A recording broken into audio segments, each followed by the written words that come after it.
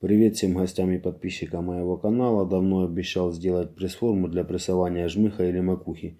Понадобится труба с внутренним диаметром 50 мм и длиной, отрезал я заготовку, 25 см. И теперь необходимо ее разметить под сверление отверстий для выхода масла. По оси заготовки провожу чертилкой линию.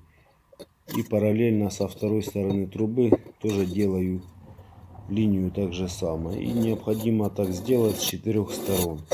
И дальше наношу горизонтальные метки, где будут места сверления отверстий. Делаю я их по 6 штук с каждой стороны, с расстоянием между ними 2 сантиметра. Теперь необходимо накернить места сверления отверстий, чтобы легче было просверлить.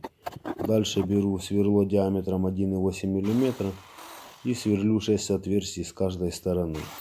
Лучше, чтобы сверло выступало из патрона не больше, чем на толщину металла, тогда вы его не сломаете. Отверстия готовы, теперь необходимо зачистить ржавчину с внутренней стороны. До блеска чистить не нужно, просто убрать ржавчину, чтобы труба была чистая, без ржавчины внутри. Теперь необходимо сделать пресс-шайбы по внутреннему диаметру трубы. Буду делать их из полосы шириной 50 мм и толщиной 10 мм. Сверлю по центру полосы отверстие. Теперь делаю приспособление, чтобы начертить окружность на металле. Сверлю в тоненькой полосе металла отверстие и на расстоянии от центра до контура окружности сверлю еще одно отверстие. Если у нас диаметр внутренний 50 мм, то между этими отверстиями должно быть 25. Продеваю гвоздик во внутреннее отверстие и вставляю в отверстие, просверленное в металле. И так фиксирую его по центру оси. Вставляю в наружное отверстие чертилку по металлу и по окружности рисую контур, наношу. Получается идеальная окружность нужного нам размера.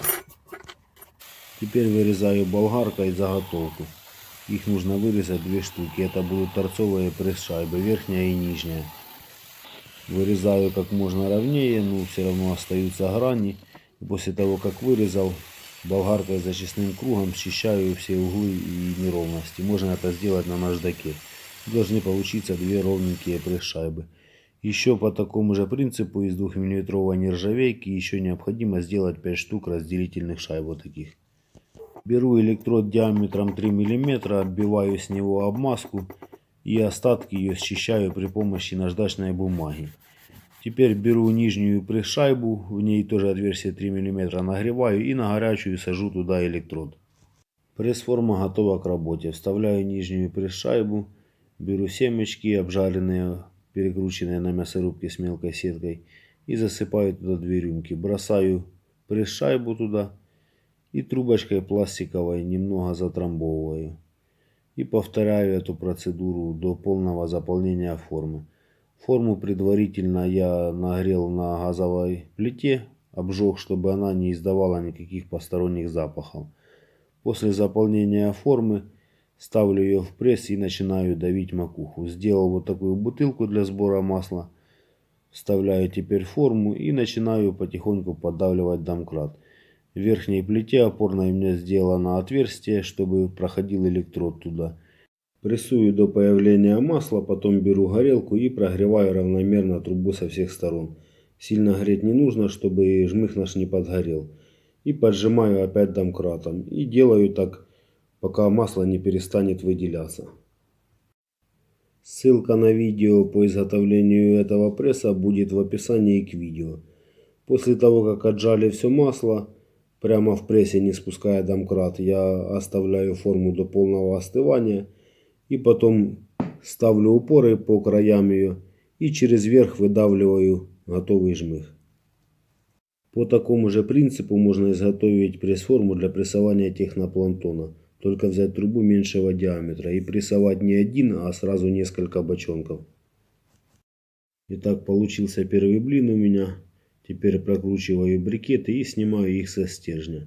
По такому же принципу можно изготовить форму из квадратной профильной трубы. Сделать квадраты, вырезать, просверлить в них отверстия, и форма готова. Делается намного проще, не надо мучаться с изготовлением круглых пресс-шайб. Такая получилась макуха, отлично подойдет для ловли карпа, белого амура и любой другой белой рыбы, такой снастью как спутник или макушатник. Как сделать такую снасть, покажу в следующем видео.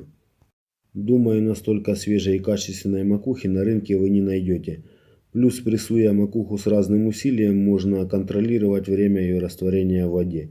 Всем спасибо за просмотр. Кому понравилось, ставьте лайк, комментируйте, подписывайтесь. Всем пока.